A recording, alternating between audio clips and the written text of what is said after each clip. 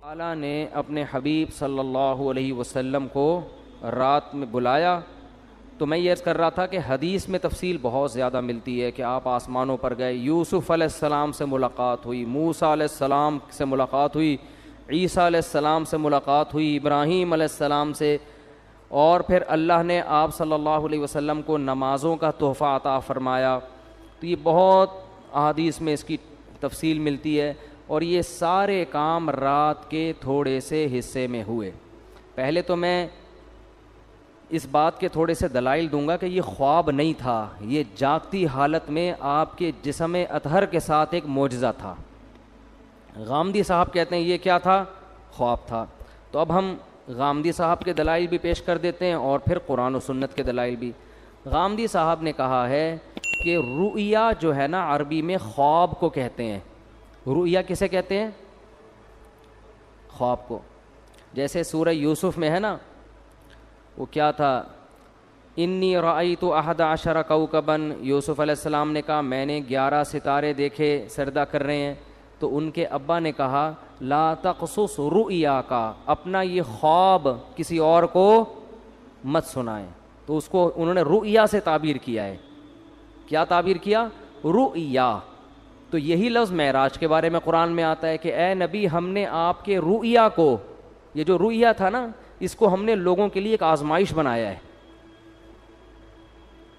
تو غامدی صاحب کہتے ہیں کہ رؤیا کسے کہتے ہیں؟ خواب کو، جیسے سورہ یوسف میں۔ اس کا جواب یہ ہے کہ رؤیا اصل میں خواب کو نہیں کہتے، رؤیا اصل میں منظر کو کہتے ہیں، سین کو کہتے ہیں، اور خواب میں بھی ایک منظر نظر آتا ہے، اس لیے خواب پر بھی اس کا اطلاق کر دیا جاتا ہے، ورنہ اصل رؤیا کا معنی منظر، سین، کوئی بھی چیز آپ دیکھیں چاہے جاگتی حالت میں یا خواب میں، کیونکہ رؤیا کا لفظ نکلا ہے رؤیت سے، رؤیت دیکھنے کو کہتے ہیں۔ آپ نے دیکھا نہیں رؤیت ہلال، تو کیا یہ خواب میں دیکھا جا رہا ہوتا ہے ہلال کمیٹی ہے بھائی؟ جب جاگتی حالت میں دیکھ کے اتنے اختلاف ہو رہے ہیں تو خواب میں دیکھ کے پتہ نہیں کیا ہو جائے گا، 6 عیدیں ہوں گی پھر تو یہ جاگتی حالت میں ان آنکھوں کے ساتھ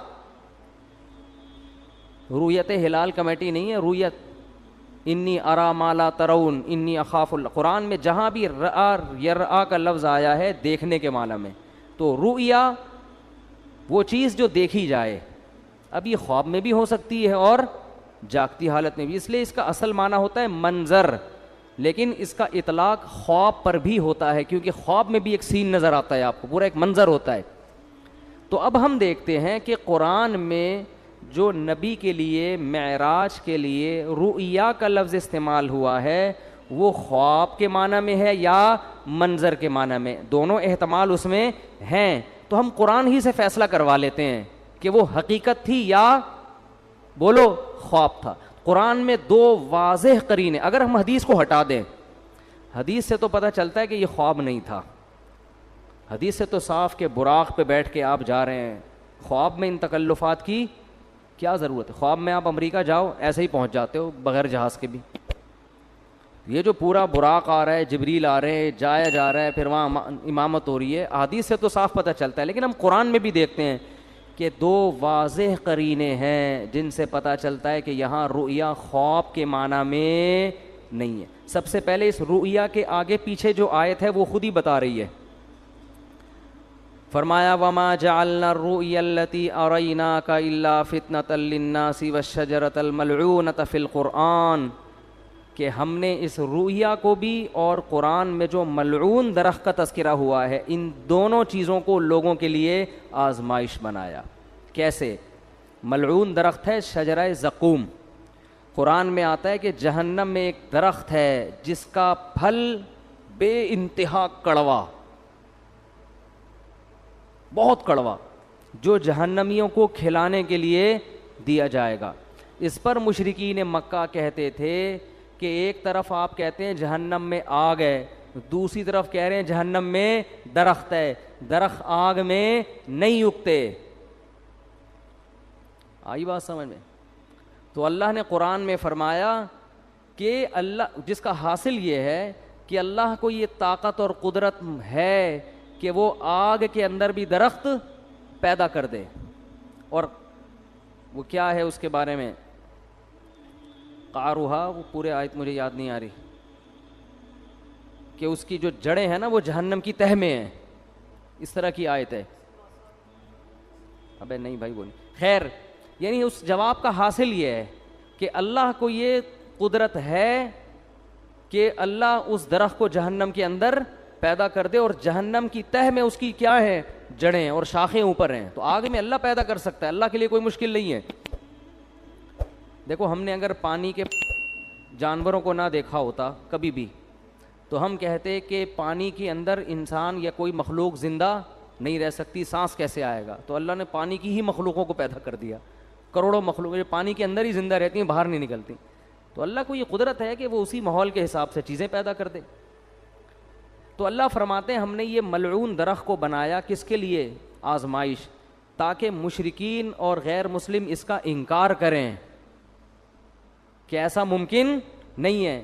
حالانکہ یہ انکار کرنا بنتا اس لیے نہیں ہے کہ اللہ ہر چیز پر قدرت رکھتا ہے. تو ہم نے زقوم درخت کو بھی لوگوں کے لیے کیا بنا دیا؟ آزمائش، کہ یہ اللہ کی قدرت جو مانتا ہے وہ تو اس کو مانے گا، جو اللہ کی قدرت نہیں مانتا وہ اس کا انکار کرے گا.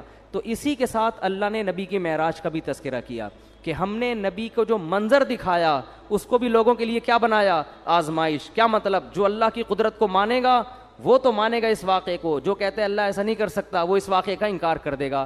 خواب اگر یہ ہوتا تو خواب کو ماننا کوئی اچھمبے کی بات نہیں ہے، یہ فتنہ تھوڑی بنتا. نبی کہتے ہیں مجھے خواب آیا ہے، یہ ہوا ہے، تو ابو جہل بھی کہتے تھا بھائی خواب تو کسی کو بھی کچھ بولو نا بھائی آ سکتا ہے، خواب میں تو آپ کہیں بھی جا سکتے ہیں، کوئی بھی انکار نہ کرتا.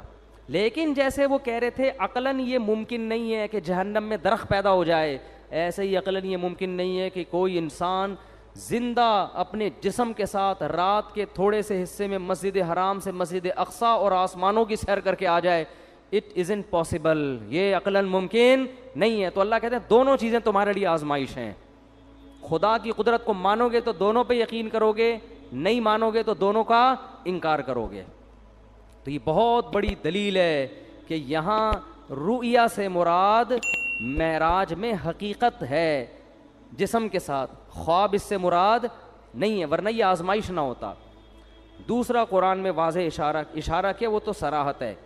سورہ بنی اسرائیل شروع ہو رہی ہے، سبحان الذی، پاک ہے وہ ذات، اسرا بعبدہ، جو اپنے بندے کو رات کے تھوڑے سے حصے میں لے گیا، من المسجد الحرامی الی المسجد الاقصیٰ، مسجد حرام سے مسجد اقصیٰ.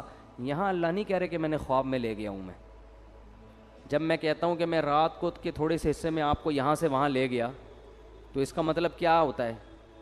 لے کر گیا یا خواب دکھایا ہے بھائی؟ آپ کہہ رہے ہو کہ بھائی دیکھو میں تمہیں اپنے ساتھ ملیشیا لے کر گیا تھا اور میں نے تمہیں وہاں گھمایا اور پھرایا، پھر میں تمہیں وہاں تم دبئی کی اب کوئی آدمی کی نئی نئی شادی ہوئی ہے فرض کر لو، بیگم کو ہنی مون کے لیے مری لے کر گیا، بعد میں پھڈا ہو گیا، بیگم کو کہہ رہے دیکھو میں تمہیں اپنے ساتھ اس دن مری لے کر گیا تھا، پھر میں تمہیں نتھیا گلی کی میں نے تمہیں سیر کرائی، پھر میں وہاں سے ہم نے ٹن مارا ادھر کی طرف، ہم مڑے سوات مردان کی معلم جبہ ہے کیا ہے، بہرحال جو بھی ہے، وہاں سے ٹن مار کے اسلام آباد سے ہم اگلی فلائٹ سے واپس آئے. کوئی بندہ وہاں بیٹھا ہوا کہہ رہا ہے یار آپ بھابھی سے اتنی محبت کرتے ہو؟ ہاں جی میں تو بہت محبت کرتے، بہت اچھا خواب دکھایا آپ نے بھابھی کو.